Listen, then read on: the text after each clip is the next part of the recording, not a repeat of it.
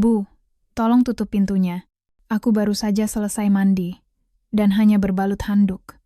Saat aku membuka sedikit pintu kamar mandi, aku melihat ibu mertuaku berdiri di lorong. Ia tidak mengatakan apa-apa, hanya menatapku. Tatapannya terkunci. "Kamu lihat?" tanyaku. "Iya, tadi pintunya terbuka sedikit, waktu kamu mandi." "Maaf, Bu. Sepertinya saya tidak menutupnya dengan rapat." "Tidak." Ibu yang sengaja melihatnya. Ekspresi wajahnya terlihat aneh. "Bu, ayah mertuamu sudah 6 bulan tiada." "Saya tahu, Bu." Ibu sangat kesepian. Rasanya seperti mau gila. Ia melangkah mendekat. "Bu, tenanglah." Aku tidak bisa tenang. Aku melihatmu sebagai seorang pria. Bimo. "Tidak boleh, Bu. Saya ini menantu ibu." "Aku tahu." Justru karena itu, ini semakin tidak tertahankan. Matanya mulai berkaca-kaca. Tapi aku tidak bisa berhenti. "Bu, sadarlah. Aku sudah memikirkannya selama 6 bulan. Aku tahu ini salah." Ia melangkah lagi, kini tepat di hadapanku. Tangannya gemetar. "Tapi, kalau ukurannya sebesar itu, Bu, Bimo juga, kamu juga melihatku sebagai seorang wanita, kan? Aku tahu dari tatapanmu. Aku tak bisa menyangkalnya. Itu benar. Ibu tahu kita tidak seharusnya begini, kan?" "Aku tahu. Aku tahu." Ia terisak. "Tapi kenapa? Kenapa rasanya begitu sepi?" Aku hanya ingin merasakan kehangatan sekali lagi. Sekali saja. Malam ini saja. Bu, mulai besok, aku akan kembali menjadi ibu mertuamu. Aku janji." Saat itu juga, benteng pertahananku runtuh. Apa? Apa ibu tidak akan menyesal? Tidak, tidak akan pernah. Besok, pasti akan canggung. "Tidak apa-apa, aku sudah siap." Handuk itu jatuh ke lantai. Malam itu, seorang menantu berusia 33 tahun dan seorang ibu mertua berusia 55 tahun telah melintasi batas terlarang. Namaku Bimo, usia 33 tahun. Aku bekerja di sebuah perusahaan perangkat lunak di Jakarta. Hidupku biasa saja. Aku menikah dengan wanita yang kucintai, Rina, dan kami hidup bahagia. Tapi setahun yang lalu, semuanya hancur. Rina meninggal dunia dalam sebuah kecelakaan lalu lintas, di usianya yang baru 30 tahun. Semuanya terjadi begitu tiba-tiba. Pagi itu ia berangkat kerja, dan malam harinya, ia sudah terbaring kaku di kamar jenazah. Selama 3 hari pemakaman, aku seperti kehilangan akal. Aku tidak percaya ia benar-benar telah tiada.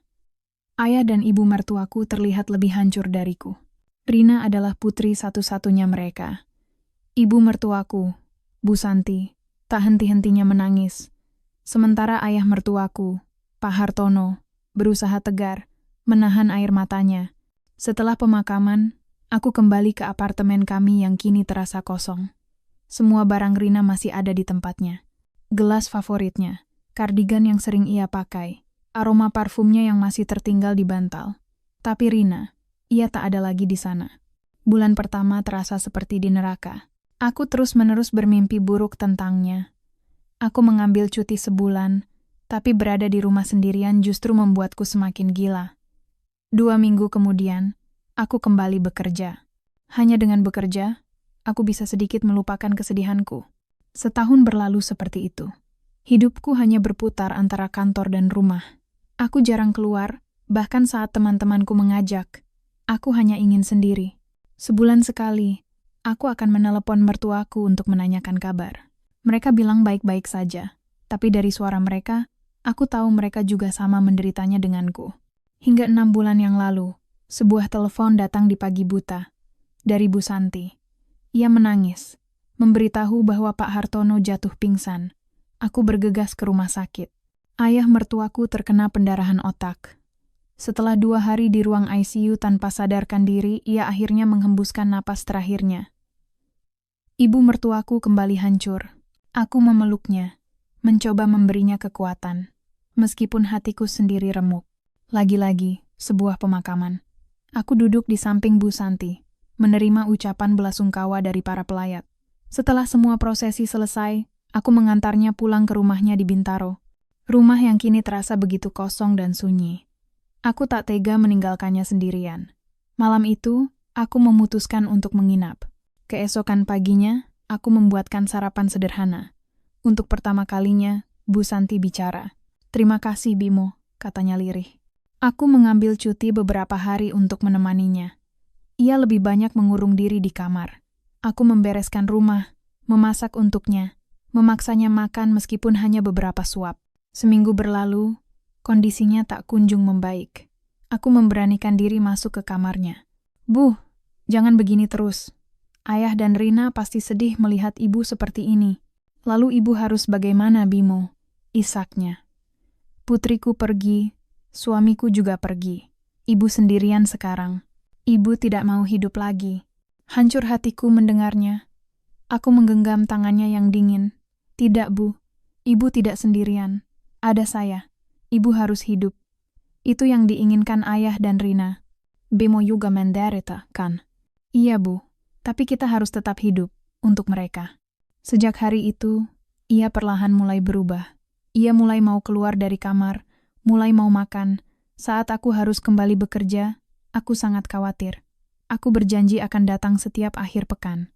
Setiap Sabtu pagi, aku akan datang ke rumahnya, dan baru pulang hari Minggu malam. Kami akan membereskan rumah bersama, pergi ke pasar, dan memasak makan malam. Perlahan, aku melihat senyumnya kembali, senyum yang telah lama hilang. Hatiku terasa hangat. Malam harinya, kami akan menonton televisi bersama di sofa. Kehadirannya, entah kenapa, membuat kesepianku sedikit terobati. 2 bulan berlalu. Suatu Sabtu saat kami sedang menikmati kopi di teras, ia berkata, "Bimo, terima kasih banyak ya. Kalau tidak ada kamu, ibu tidak tahu akan jadi seperti apa." "Saya juga, Bu. Kalau tidak ada ibu, saya juga akan sangat menderita sendirian." Ia menggenggam tanganku. "Kita saling mengandalkan, ya." Malam itu, aku merasa ada sesuatu yang berubah di antara kami. Udara terasa berbeda. Bulan ketiga, aku sadar aku mulai melihatnya dengan cara yang berbeda. Bukan lagi sebagai ibu mertuaku, tapi sebagai seorang wanita.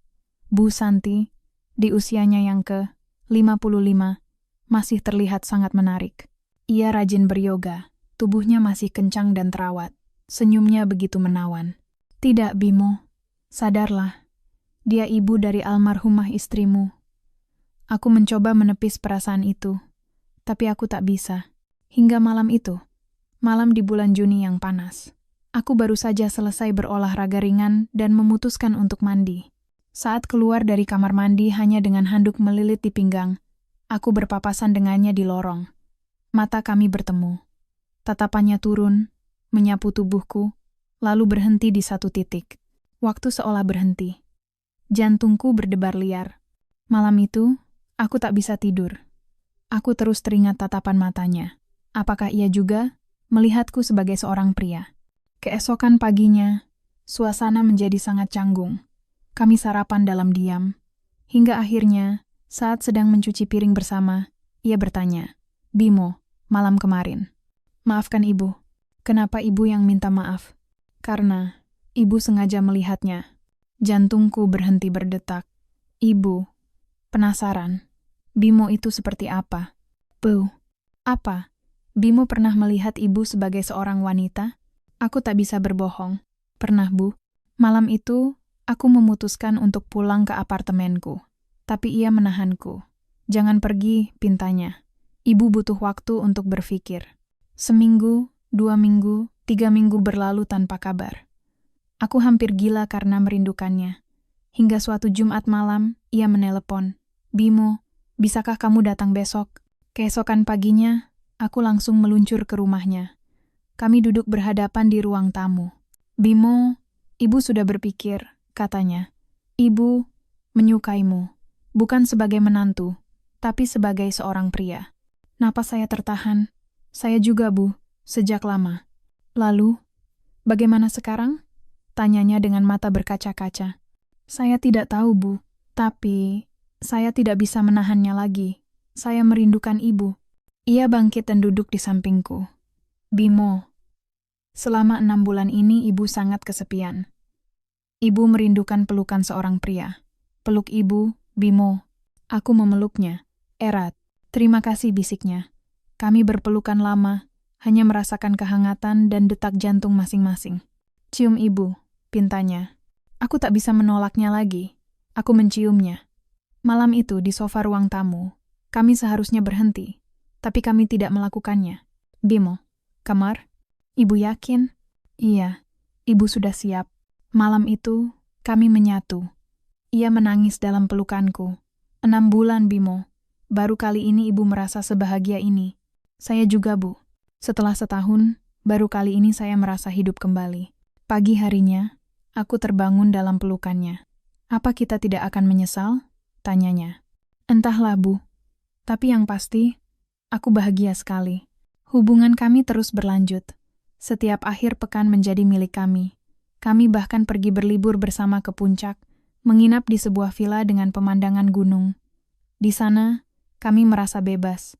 Kami berjalan di tepi pantai, berpegangan tangan, berciuman di bawah cahaya bulan.